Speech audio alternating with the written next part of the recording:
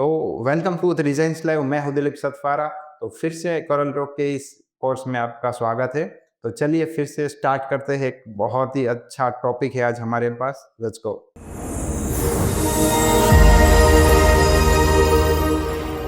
तो जैसे कि आप स्क्रीन पर देख रहे हैं, यहाँ पर हमने कुछ लिखा हुआ है, ये चार चीजें आपको पता नहीं होगी फिलहाल कि क्या चार चीजें हैं, पर फिर जब हम आपको सिंगेंगे तब आपको बहुत अच्छे से पता चलेगा, राइट।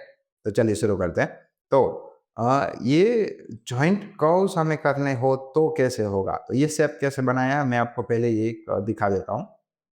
ये जो एक लाइन है, एक लाइन मैंने यहाँ पर खींची है, फिर वो सेम लाइन को मैं यहाँ पर डुप्लीकेट ले रहा हूँ, दोनों को सिलेक्ट करके वापस से यूँ रोटेट कर रहा हूँ, और ये वाली लाइन है उसको बड़ी कर रहा हूँ, और ये वाली लाइन है उसको नीचे से खींच रहा हूँ, राइट।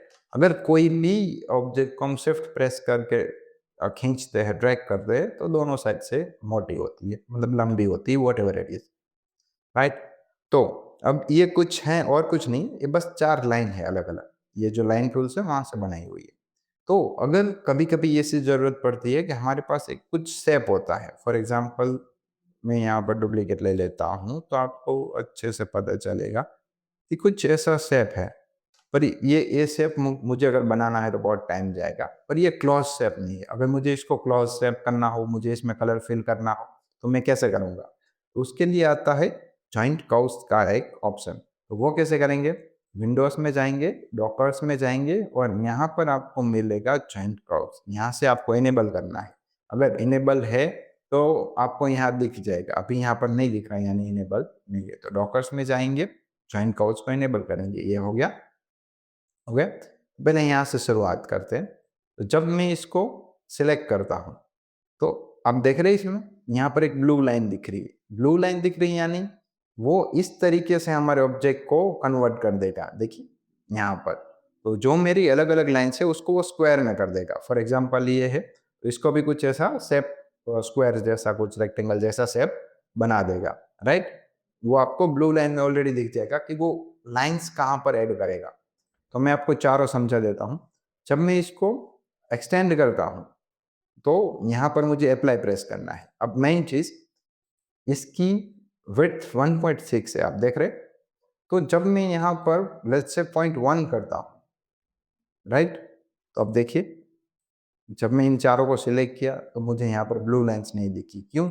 क्योंकि मेरा जो ऑब्जेक्ट है वो 1.6 तो ऑलरेडी है, तो 0.1 से उतना एक्सटेंड हो ही नहीं पाएगा। तो मुझे यहाँ 1.6 से मिनिमम में या रैंडम कोई 3 4 कुछ भी डाल सकता हूँ। क्यों? क्योंकि एक्सटेंड मुझे ज़्यादा करना है, राइट।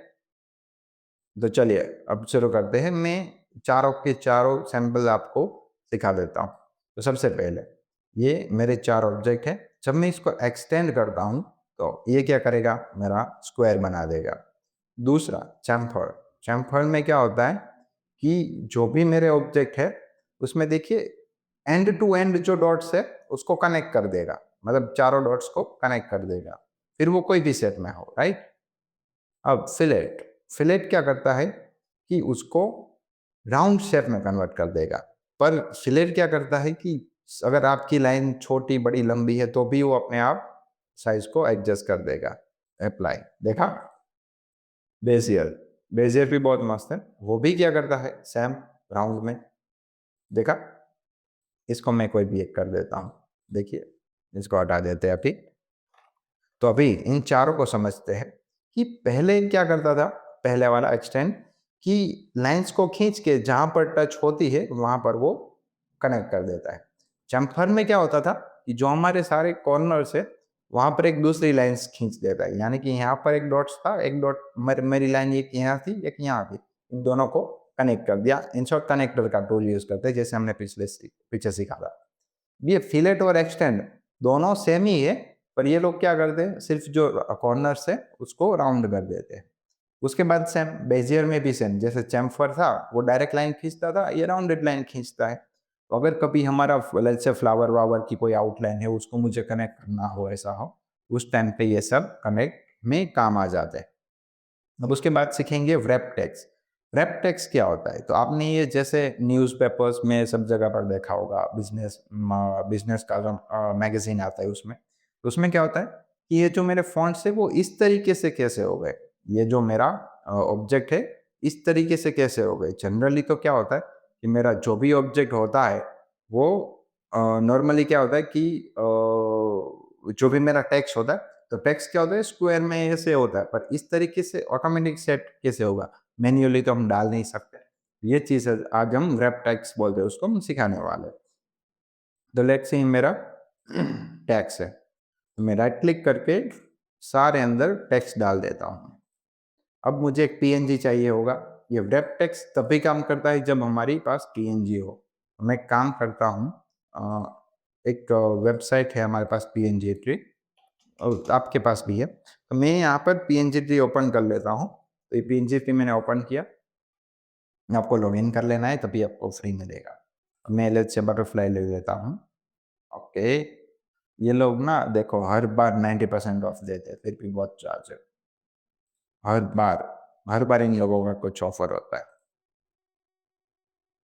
ओके, तो यहाँ पर मेरा डाउनलोड स्टार्ट हो रहा है। तो जैसे ही मैं ये डाउनलोड हो जाता है, मैं उसको कोरल ड्रॉ में इंसर्ट कर देता हूँ। ओके, नहीं हुआ तो मैं लेट्स से डाउनलोड का मैं ओपन कर लेता हूँ। इसको कॉपी कर लेता हूँ और यहाँ पर पेस्ट कर देता हूँ। ओके, तो ये आ गया मेरा बटरफ्लाई। ओके, तो जब आप बटरफ्लाई को देख रहे हैं ना, तो उसको मूव कर रहे हैं ना, तो आपको एक ग्रे कलर का बॉक्स दिख रहा है, राइट? तो ग्रे कलर का बॉक्स क्यों है? क्योंकि मेरा वहाँ पर ऑब्जेक्ट कुछ है नहीं फिलहाल, जो पर वहाँ पर ट्रांसपेरेंट पिक्सल पड़ा हुआ है। तो मैं क्या करूँगा, इरेजर लूँगा। अभी अभी नहीं लेता, पहले मैं आपको दिखा देता हूँ। तो मुझे क्या करना है, ये जो मेरा ऑब्जेक्ट मैंने सेलेक्ट किया है, वो यहाँ से कुछ भी चीज़ें मैं यहाँ पर अलग-अलग सेलेक्ट कर सकता हूँ। Let's say text flow left, मैं ये सेलेक्ट करता हूँ, बराबर? तो जब मैं ऑब्जेक्ट को यहाँ पर रखता हूँ मेरे पैराग्राफ में, तो ये क्या करेगा, लेफ्ट साइड से खाली कर देगा। जब मैं इसको टेक्स्ट फ्लो राइट कर दूंगा, तो जो मेरा राइट साइड का पार्ट है वो खाली कर देगा, और जो मेरे टेक्स्ट है उसको ऑटो एडजस्ट कर देगा। उसके बाद सेंटर में, यानी कि जो मेरा ऑब्जेक्ट है वो सेंटर में रहेगा, आजू बाजू में सब जगह पर क्या होगा, टेक्स्ट आ जाएंगे। उसके बाद भी कोई है, यस। उसके बाद ये वाला है अबव बिलो, मतलब टेक्स्ट अबव होंगे, बिलो होंगे, बीच में होंगे नहीं, बराबर? तो अभी मैं स्टडल टेक्स्ट रख रहा हूँ। तो इसमें तो देखिए, इसमें ऐसे शेप में आ रहा है, राइट? यहाँ पर भी देखिए ऐसे शेप में आ रहा है। तो हमारे में क्यों नहीं आ रहा है? क्यों? क्योंकि हमारा पिक्सल अभी है। तो मैं जो मेरा ये बटरफ्लाई है, उसको मैं एक काम करता हूँ, इरेजर ले लेता हूँ यहाँ से, और इरेजर की साइज लेट से 1 कर देता हूँ। तो मैं क्या करूँगा कि जो भी एक्स्ट्रा पार्ट है बटरफ्लाई के आसपास वाला, वो मैं रिमूव कर देता हूँ। तो मुझे इस तरीके से रिमूव करना पड़ेगा। ये जो मेरा बटरफ्लाई है, तो बटरफ्लाई को जब मैंने इसका बैकग्राउंड तो रिमूव कर दिया है, तो इसको जब मैं यहाँ पर इम्प्लांट करता हूँ, तो इस तरीके का तो आया नहीं। जहाँ यहाँ पर ये जो सेटिंग में है उस तरीके से तो आया नहीं। तो हमने देखा था ये वाले स्क्वायर में। क्यों? क्योंकि मुझे स्क्वायर चाहिए था। अब ये है कॉन्टूर। कॉन्टूर मतलब जितना हमारा ऑब्जेक्ट है उतने में ही, यानी कि जैसे शेडो टेक्स्ट देखिए आ गया। अब देखिए मेरा बटरफ्लाई, तो अभी मेरा टेक्स्ट कहाँ जा रहा है, बटरफ्लाई के शेप में कट हो रहा है, राइट? देखिए, तो इस तरीके से आप बना सकते हैं। अगर आपके पास कोई मॉडल है तो आप मॉडल को भी वहां पर रख कर आराम से बना सकते हैं इस टाइप का, राइट?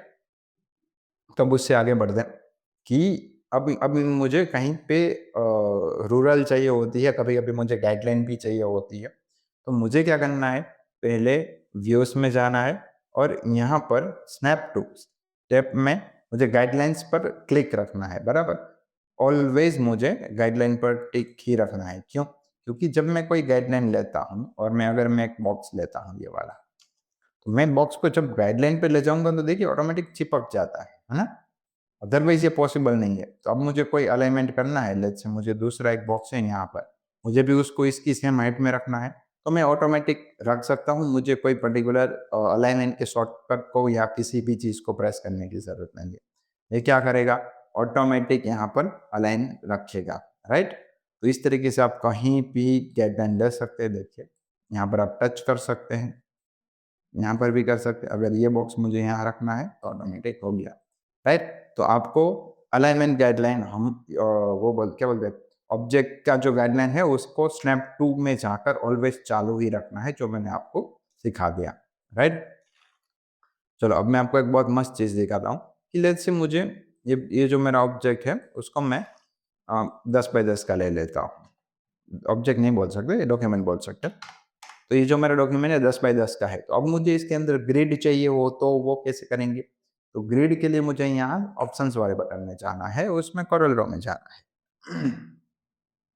नहीं, इसमें जाएँगे ये वाला पहला वाला ऑप्शन डॉक्यूमेंट, उसमें मैं ग्रिड में जाऊँगा। तो यहाँ से मैं ग्रिड ऐड कर सकता हूँ मेरी लेआउट में, ताकि मुझे पता चले कि मुझे कौन-सा ऑब्जेक्ट कहाँ पर रखना है। कभी-कभी क्या होता है कि हमें कुछ मार्जिन छोड़ना होता है ग्राफिक्स में, तो मार्जिन छोड़ने के लिए मुझे ग्रिड चाहिए होती है, क्योंकि हर बार मैं मेज़रमेंट नहीं ले सकता। लेट्स से कोई बैनर बना रहा है, तो बैनर में हमने क्लाइंट ने हमें ये बोला कि नीचे से 3 फीट खाली रखना है। तो 3 फीट के लिए मुझे हर बार एक लाइन भी ड्रॉ कर सकता हूँ, पर मुझे नाप लेने में दिक्कत आएगी।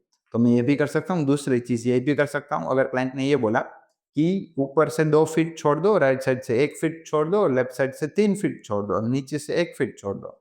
हम ये कैसे याद रखेंगे, राइट? तो उसके लिए मुझे क्या करना है, यहाँ पर लेना है। तो मेरी इंच में डॉक्यूमेंट है, तो मुझे कितनी लाइन चाहिए? 1 लाइन चाहिए और इंचेस अपार्ट, मतलब 1 इंच में 1 लाइन। यहाँ पर भी 1 इंच में 1 लाइन। ओके, देखिए तो टोटल मेरा 10 फीट का डॉक्यूमेंट था। तो 1, 2, 3, 4, 5, 6, 7, 8, 9, 10, 10 का मेरा ऐसा गाइडलाइन का आ गया। अब मैं आराम से मेरा ग्राफिक्स बना सकता हूँ यहाँ पर। तो मुझे पता चल गया कि ये 1 बाय 1 फीट का है, तो मुझे यहाँ पर कुछ लिखना नहीं है, क्योंकि क्लाइंट ने उस साइड से 1 फीट कम बोला है, ये बोला है। तो मेरा वर्किंग एरिया मुझे आइडिया रहता है। और इसको बंद करना है तो यहाँ से आप बंद कर सकते हैं, ये वाला शो ग्रिड। Okay done. तो उससे आगे बढ़ते हैं। तो हर एक सेशन में अब मैं ट्राई करूँगा कि आप कुछ एक्सरसाइज भी दूँ। तो आज के सेशन में मैंने आपको बहुत कुछ सिखा दिया है। तो अभी मैं आपको कुछ 2 प्रैक्टिस के लिए 2 चीज़ देता हूँ। तो आपको क्या करना है, वीडियो पॉज़ करना है और दोनों को 1 बाय 1 ड्रॉ करके डिज़ाइन करना है, राइट? तो ये जो सबसे पहला है ये, तो इसमें आपको क्या करना है कि वीडियो अभी पॉज़ करें और ये जो मैंने आपको अभी दिखाया है वो आप ड्रॉ करें। मतलब आई मीन आप डिज़ाइन करें, राइट? तो ये बहुत ही आसान है और आप आराम से डिज़ाइन कर सकते हैं। ये सब चीज़ें हमने सिखाई हुई है। तो अभी फ़िलहाल पॉज़ करके डिज़ाइन करें और उसके बाद जैसे ही वो कंप्लीट हो जाता है, फिर से आप वीडियो को पॉज़ करें और ये जो पेंसिल है, आप पेंसिल ड्रॉ करें, प्रैक्टिस करें। जब आप प्रैक्टिस करेंगे तभी आप एक्सपर्ट बन पाएँगे, आपको पता चलेगा। क्योंकि क्या होता है, कभी-कभी हम सीखने के लिए सीख लेते हैं, पर जब सीख लेने के बाद हम देखते हैं, खुद से बनाने की ट्राई करते हैं, तब बहुत चीज़ें नहीं बनती है। तो practice is the best solution for that, right? तो आप इसकी आप खुद से एक बार प्रैक्टिस करें, ठीक है? तो जो अगले लेक्चर्स में हम और भी 3D इफ़ेक्ट्स और उसके बारे में जानने वाले हैं। तो अगर आपने हमारे सारे लेक्चर्स नहीं देखे हैं, तो आपके लिए मुश्किल हो सकता है अगले वाले वीडियोस देखने के लिए। तो मैं यहाँ पर आपको हमारे प्लेलिस्ट की लिंक शेयर कर रहा हूँ। तो आप वो हमारी लिंक से पहले से वीडियोस देखिए, ताकि आपको सब चीज़ें डिटेल में पता चले और आप अच्छे प्रोफ़ेशनल तरीके से सीख पाओ। ठीक? मिलते हैं अगले वाले लेक्चर्स में। Thank you.